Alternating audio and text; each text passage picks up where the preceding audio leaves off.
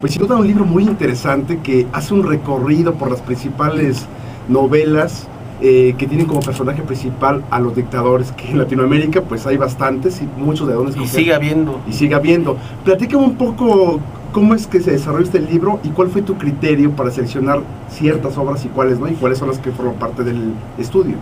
Muy bien, cómo no, con mucho gusto. Miren ustedes, afortunadamente ya no hay tantos, o más bien hay muy pocos afortunadamente ya en Latinoamérica, pero en el siglo XVIII, desde la consumación de las independencias de los países latinoamericanos, que ahora estamos en nuestro bicentenario, hubo una enorme participación de personajes históricos, generalmente militares, caudillos, hombres fuertes de los países en formación, que una vez que se hacían del poder se quedaban en él. Y una vez que estaban en la silla del ejecutivo de los pueblos, en ese momento se sentían indispensables, se sentían insustituibles y creían que la única posibilidad que había para estas naciones en ciernes, en su desarrollo, era que ellos permanecieran en el poder. Desde siempre que yo estudié en la Facultad de Filosofía y Letras, y el próximo jueves presento el libro ahí, me interesó este tema porque es uno de los asuntos fundamentales por los cuales tenemos las sociedades desiguales en las que habitamos, en las que nacimos y vivimos. Esto es que no hemos sabido qué hacer con el poder. Y a mí me fascinó que autores muy importantes de las letras latinoamericanas dedicaran obras sobresalientes en su contenido artístico y en su mensaje de identidad y de repaso histórico dedicadas a estos personajes. La literatura que trata de dictaduras es amplísima, hay cientos de libros.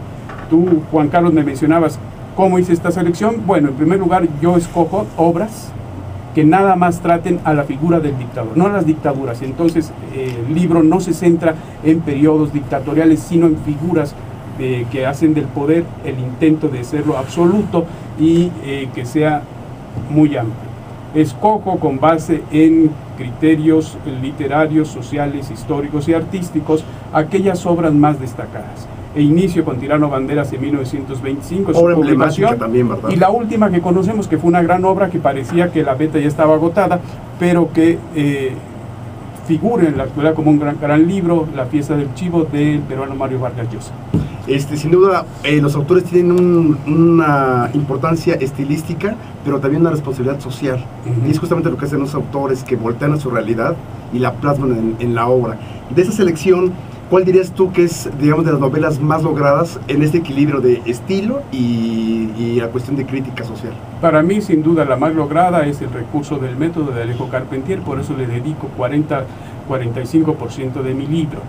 Tú dices, la posición social, la responsabilidad que tienen los autores frente a sus pueblos. Fíjense ustedes, y se los comento con mucho gusto al auditorio, algunas de estas novelas fueron escritas en el destierro. Muchas otras obras fueron escritas en el exilio de los escritores. Entonces son descargas muy fuertes, motivaciones por cómo le fue a su país y cómo ellos tuvieron que abandonar su patria. En aquellos casos, desgraciadamente, las obras no alcanzaron un nivel artístico importante porque lo emotivo, lo personal, les ganó. Yo hago una selección de obras donde sí hay un equilibrio entre la recreación histórica, entre la demanda de una conciencia del lector y sobre todo la calidad literaria y artística.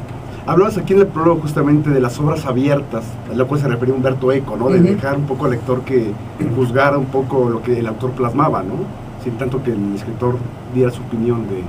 Yo asumo, Juan Carlos, estas novelas o esta tipología de novelística como una obra abierta, en tanto si es una obra que se generó en Paraguay o es una obra que se generó en Chile o se generó en Guatemala. Todos los latinoamericanos, al leerlas, rápidamente nos identificamos porque son circunstancias que nos sucedieron, no solamente porque hablamos el mismo idioma y denominamos a las cosas de la misma manera y tenemos un sustrato indígena en la mayoría de los pueblos, sino porque nuestro desarrollo o subdesarrollo o desarrollo desigual ha sido paralelo en todas las naciones y los episodios históricos tienen una enorme similitud. Si quitáramos la referencia histórica, seguramente habitantes de diferentes países de nuestro subcontinente dirían que tal o cual acontecimiento sucedió en su pueblo, o sucedió en su país, o sucedió en el gobierno de tal gobernante, y sin embargo no fue ahí. Pero esa es una igualdad que nos suma estos tipos de novelas, y por eso es que asumo que la recreación tiene que ver con un libro abierto. Claro. El lector pone de su parte y la va constituyendo de acuerdo a su capacidad, a su información, a su masa crítica y a lo que ha sabido de la historia. Si bien es cierto que el estudio termina con La fiesta del chivo de Vargas Llosa, a partir de, ¿se publicó en qué año? ¿En el 2000? 2000. En el 2000. Han surgido ya es una década con muchas más obras. ¿Has leído alguna obra que ya no esté incluida aquí en el ensayo que te haya gustado meter? Sí, pero no son importantes. Bueno, lo que pasa también es eso. Cuando se publica El otoño del patriarca de García Márquez, Yo el Supremo de Augusto Roa Bastos y El recurso del método de Alejo Carpentier, en 15 meses, en un espacio temporal de 15 meses que va de 1974 a 1975, parece ser que ya todo está dicho, Juan Carlos, porque el personaje que nos reportan es un personaje arquetípico y ellos ya dijeron todo lo que había que decir. La beta como una mina, se había acabado. Mario Vargas Llosa, que es un erudito de la literatura latinoamericana, la estudió y es un gran escritor, se arriesgó y pudo todavía plantear una obra artística suficientemente buena que evitó que se le considerara un repetidor de situaciones, sino un creador. Claro. Pero tú me dices, si ha habido otras novelas, las que he leído me parecen que son repetitivas, que ya no aportan, y no creo que haya otra, tomando como arquetipo a ese dictador que puede ser Porfirio Díaz, Santana, o puede ser Leónidas Trujillo de Dominicana, o Estrada Cabrera de Guatemala. Ya se acabó. Las próximas obras de nuestra área de producción y de vida en Latinoamérica, que traten cómo el poder político llega a situaciones tan nefastas y constituyen empeños dictatoriales, tiene que ver ya con otras situaciones, tiene que ver con la figura de Castro, por ejemplo, en Cuba, tiene que ver con otros gobernantes que utilizan medios de comunicación electrónicos para permanecer que en el todavía poder. podría Tiene venir que ver otras figuras. La obra grande que tengan con personaje Fidel Castro, ¿no? Puede ser. Oye, pues el libro se presenta el jueves, ¿verdad? Este próximo jueves. ¿En dónde y a qué hora?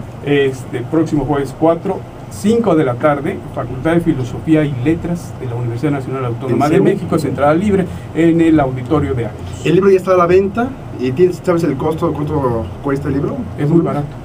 Okay. Vale 45 pesos. Todavía está en la Feria de Minería y se puede adquirir. Y tengo entendido, porque como ya lo mencionaste, Juan Carlos, es una publicación del Instituto Mexiquense de Cultura que se vende sobre todo en el Estado de México y en algunas librerías en la Ciudad de México. Tengo la información, como las librerías del Péndulo. Pues sin duda un precio muy barato, y es un libro que va dirigido no solo a especialistas, sino también a la gente interesada en la literatura latinoamericana. Qué bueno que lo mencionas. Mira, mi vida profesional no me ha llevado ni a la academia ni a la investigación literaria. Esto lo hago como una parte de mi cometido de vida. Mi realización profesional está en otros caminos. Sin embargo, pueden encontrar los interesados o los que incursionen en este libro una obra de un lector puntual, de un lector comprometido, de alguien que le interese el tema y que le puede servir como complemento de lecturas, o le puede servir para saber más sobre estas obras, y le puede servir también como guía para conocer lo que tratan estas obras de dictador, y a lo mejor le puede resultar de provecho.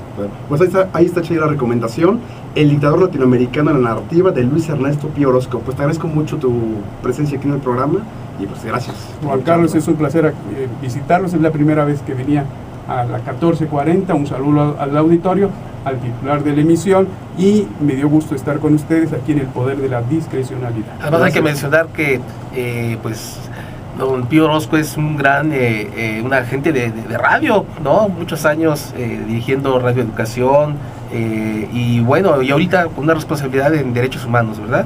Sí, tú lo mencionas bien, Gustavo. Venir a una cabina de radio para mí es ir a una casa de las que he habitado. Estuve una década en Radio Educación y luego dirigí el sistema de radio y televisión mexiquense. Así que es un gusto compartir ya en con otra ustedes ocasión y con otros escritores como doña Guadalupe García. Muchas gracias.